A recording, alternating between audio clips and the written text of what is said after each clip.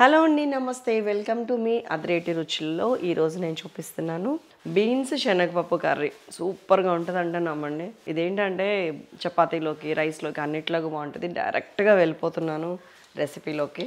నేను first oil తీసుకుంటున్నాను. ఒక 1 టేబుల్ స్పూన్ ఆయిల్ ఇనఫ్.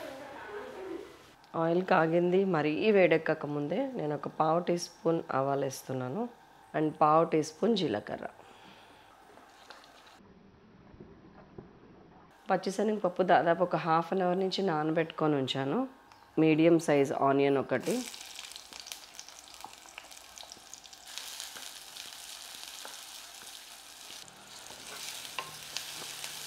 ఇంకా 2-3 పచ్చిమిరపకాయలు,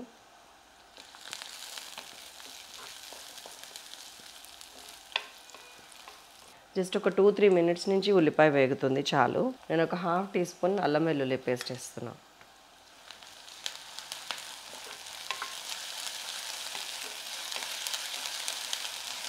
1/2 టీ స్పూన్ ఉప్పు ముందేస్తున్నాను.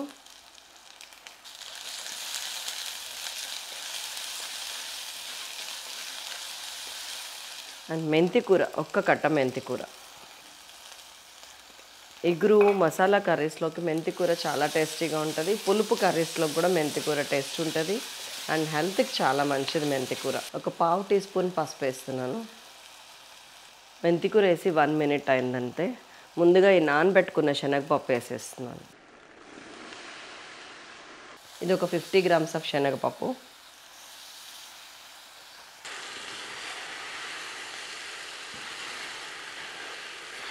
బీన్స్ ఇలా కట్ చేసుకోవాలి. మంచిగా కడిగిన తర్వాత అటు ఇటు మన ఈకల్ లాంటివి ఉంటాయి కదా, పీచు ఉంటుంది కదా, అది తీసేసి ఇలా ఈ సైజ్ బాగుంటుంది.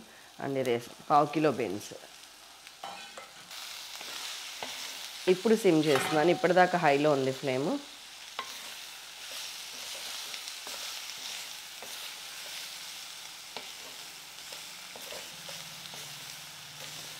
వన్ టీ స్పూన్ కారం యాడ్ చేస్తున్నాను. అండ్ ఇందాక 1/2 టీ స్పూన్ వేసాము ఉప్పు. ఇప్పుడు ఇంకొక 1/2 టీ స్పూన్ వేస్తున్నాను.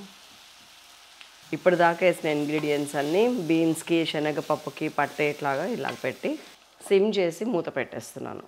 ఇలా ఒక 2 మినిట్స్ ఉంచుదాము. ఈలోపు వేడి నీళ్ళు మరగబెట్టుకుందాం పక్కన. 2 మినిట్స్ అయింది. ఒక 100 ml ఆఫ్ వాటర్ వేసేస్తున్నాను.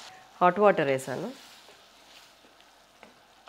ఇది కుక్కర్లో అయితే కనుక 2 విజిల్స్లో అయిపోతుందండి. ఎవరికైనా టైం లేని వాళ్ళు దీన్ని కుక్కర్లో వండొచ్చు. అండ్ మూత పెట్టేస్తున్నాను. ఒక 8 to 10 మినిట్స్ మంచిగా ఉడకనిద్దాం. సో 10 నిమిషాలు అయింది. ఎంత ఉడికిందో చూద్దాం. నీళ్ళు ఆల్మోస్ట్ అయిపోవచ్చున్నాయి. శనగపప్పు ఉడికిందా చూడండి. ఎస్, 90% ఉడికింది. బీన్స్ కూడా అంతే. సో ఈ టైంలో మిగతా ఇంగ్రీడియంట్స్ వేద్దాం. మీరు ఓన్లీ ఇంకా వేరే ఏం వేయకుండా ఇట్లా దించేసినా కూడా చాలా బాగుంటుంది. ఇంకొక 2 నిమిషాలు ఉడకనిచ్చి, లేదు ఎక్స్ట్రా టేస్ట్ కావాలంటే ఇప్పుడు వేయండి. ఒక 1/2 టీ స్పూన్ ధనియాల పొడి, ధనియాలు వేయించి పొడి చేసుకున్న పొడి. ఒక 1/8 టీ స్పూన్ జీలకర్ర వేయించి పొడి చేసుకున్న పొడి. ఇంకొక 1/8 టీ స్పూన్ గరం మసాలా, లవంగా, చెక్క, యాలక. అంతే, చాలా లిటిల్ అనమాట. వేసామా లేదా ఒకసారి కలిపిన తర్వాత మీరు వీలైతే పచ్చి కొబ్బరి వేయండి. నేను ఇన్స్టెంట్ కొబ్బరి పాలు బయట మాల్స్లో దొరికనే పోస్తున్నాను. ఒక 3 to 4 టేబుల్ స్పూన్స్. పచ్చి కొబ్బరి వేస్తే కనుక చిన్న ముక్క వేయండి, ఒక 2 to 3 ఇంచెస్ ముక్క.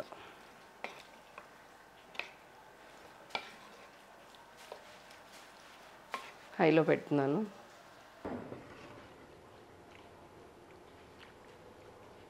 మీడియం ఫ్లేమ్లో పెట్టి మూత పెట్టేస్తున్నా. ఒక్క 2 మినిట్స్. ఇక్కడ చక్క గ్రేవీలా అయింది చూసారా. స్మెల్ కూడా అదిరిపోతుంది. ఇప్పుడు ఒక్కసారి ఉప్పు చూడండి, మొత్తం అంతా ఉడికిపోయింది.